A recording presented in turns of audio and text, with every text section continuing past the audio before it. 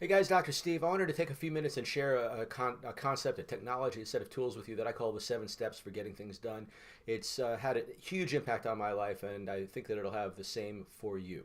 If you're like most of the people I coach or groups to whom I've spoken, you understand and know the pain of procrastination, the challenge of inefficiency, and the disappointment of not getting things done. It's had an effect on you. You can think about it right now and realize the times that you've disappointed yourself and others, the times that you've fallen short on an objective, the times that you've had an idea but not followed through on it, and then found that somebody else did something that you had meant to do and never did, and then it just became a tremendous thorn in your side to think about the things that you could have done, didn't do, somebody else did and benefited from.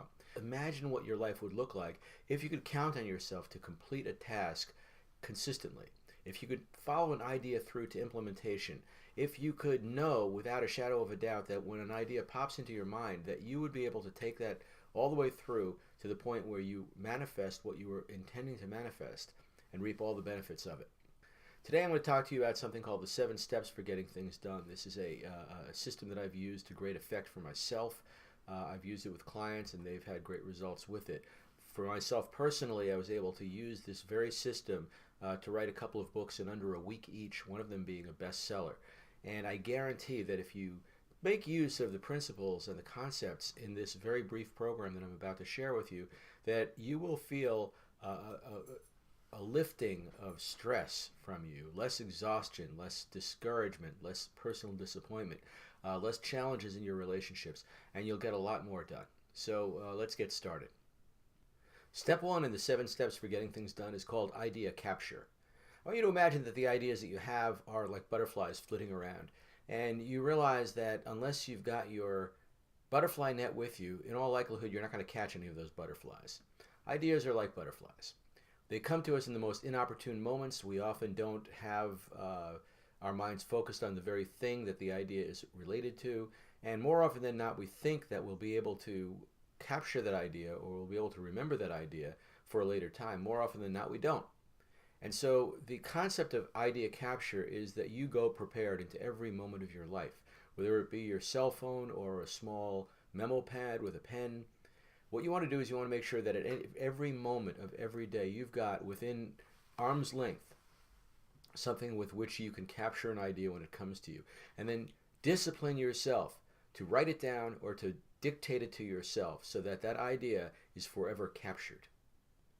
Step 2 is called idea collection. For most of us, once we've captured an idea, if we've gotten that far, what we end up doing more often than not is we take that piece of paper that we wrote it on and we drop it on a desk somewhere along with a bunch of other pieces of paper. And before you know it, what we've got are a lot of random pieces of paper in various places, crumpled up in our pockets and on our dresser and underneath the bed and laying on various parts of our desk. And those ideas never get very much shrift. What I'm going to recommend that you do is have a single place where you collect all of the ideas that you've captured. Now, this place is not a place that has anything to do with the inherent nature of the idea. It's a single place that is perhaps a lined piece of paper or a file on your computer. But whenever you have an idea and you bring that idea home with you, that idea goes on that one list. That's the idea collection process. Step 3 is called idea cultivation. Now, granted, not every idea needs to be cultivated. There are ideas that you have like, oh, I better call mom. And then all you do is you get home and you call mom.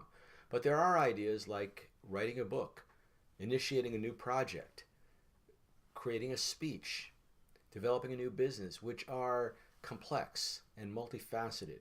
And the idea that popped into your head initially is only the seed of a much bigger project.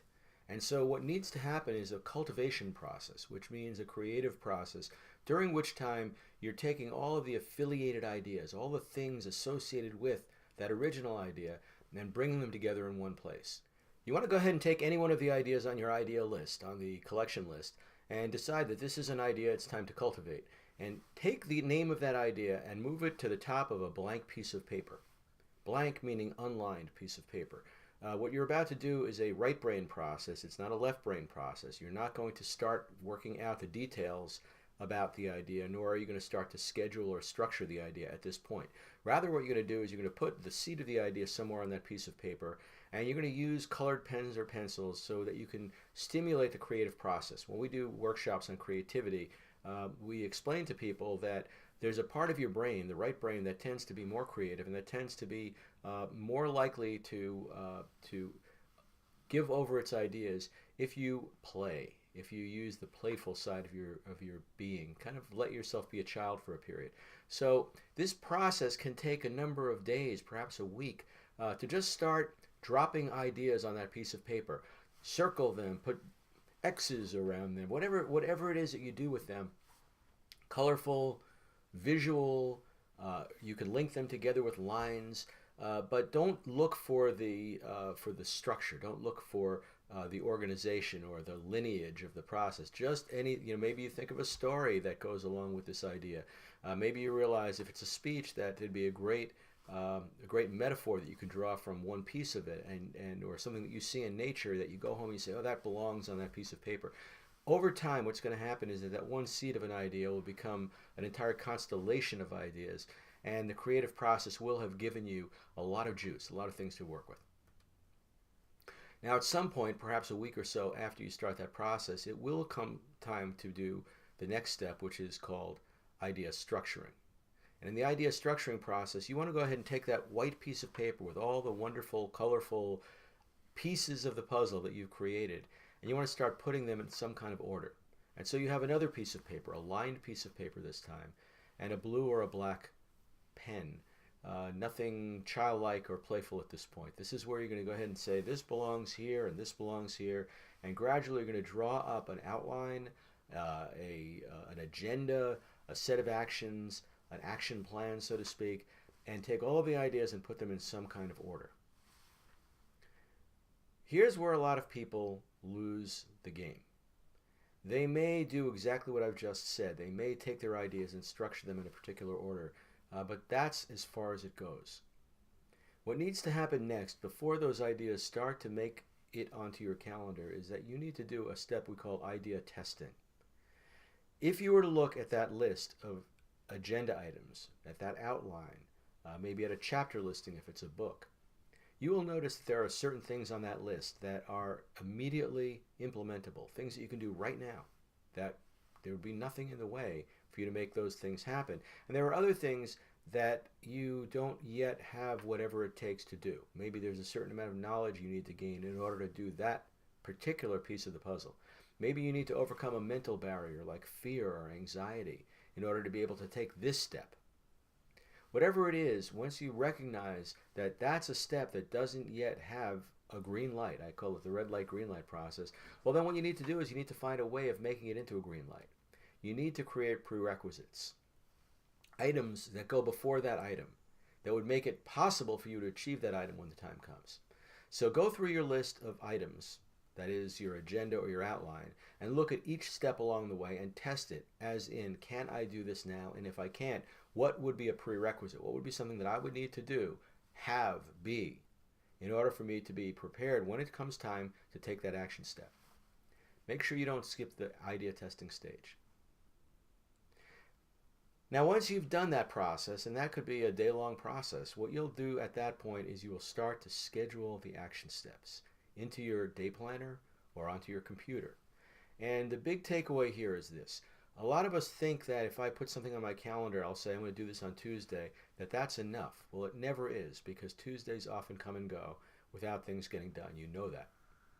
Some people are a little bit better at this. They'll say I'm going to do it Tuesday at 2 o'clock, but sometimes 2 o'clock comes and they figure I'm going to push it back a little further. What we've found to be the most effective way to count on yourself to get something done is to block book. What that means is that you don't say I'm going to do it Tuesday at 2. You say I'm going to do it Tuesday from 2 to 3. And so in your day planner, you literally draw a box from 2 to 3. And so you've literally blocked out a piece of time specifically for that purpose.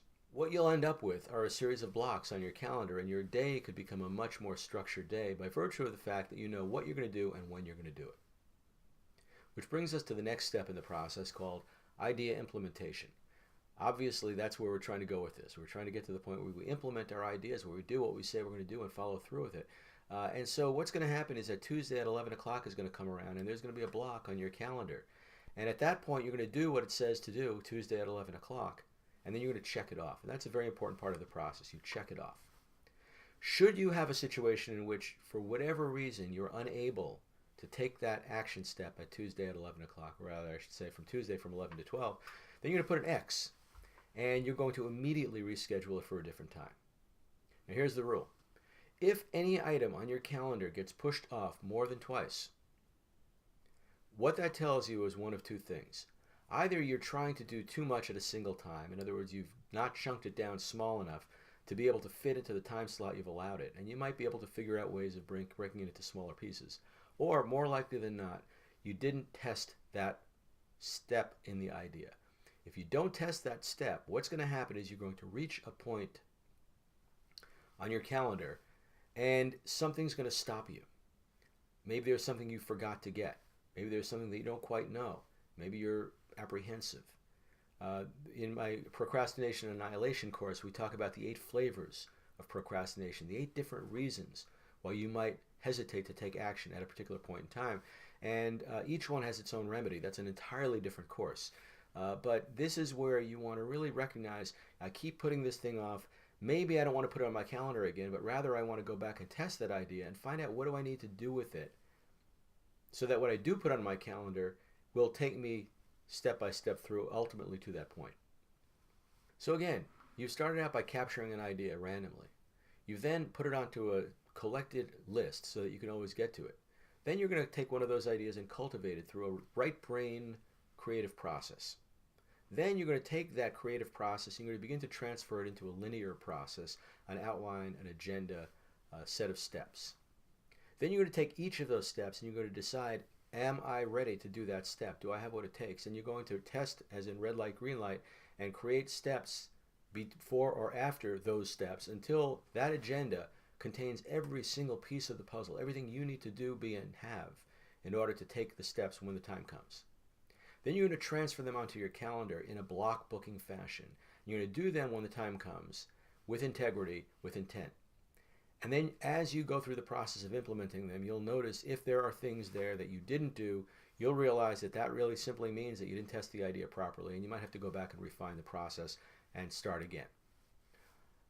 Here's a concept you may want to consider. If you're self-employed, or if you're working for somebody else but have the entrepreneurial spirit, which I believe we all should have, that is the sense that I am my own boss. I am self-employed. Even if I'm not, I treat myself as if I am. But, you know, when we say I'm self-employed, we often then say what I just said, which is I am my own boss. But it's also true that you're your own employee. So in this 7-step process I've described to you, the first 6 steps, you're your own boss. You get to come up with an idea, to collect it, to cultivate it, to schedule it, to test it, and to structure it. But when it comes time to implement it, that is the time during which you need to become your own employee. Are you a good employee? Are you reliable? Will you do what your boss told you to do? Because otherwise you're not a very good employee. So treat this process with integrity. Do it exactly as I've described it. And I guarantee that you'll start to see that you're getting more done, that you're feeling more relaxed, that you're not inducing as much stress and strain and conflict in your life, and that you're feeling better about yourself. I wish you the very best. I hope this has been of value to you. I want you to know that this is just the tip of the iceberg for materials on productivity, mental ease, peak performance under pressure, and these are the areas that I speak to. So if you'd like to talk to me about being a presenter at one of your conferences, if you'd like to talk to me about being your own personal coach to help you through some difficult times and sticky areas for you, I'm here for you. Reach out to me and we can have a conversation about that. Thank you very much for your time, and I hope this has been of value to you. Take care.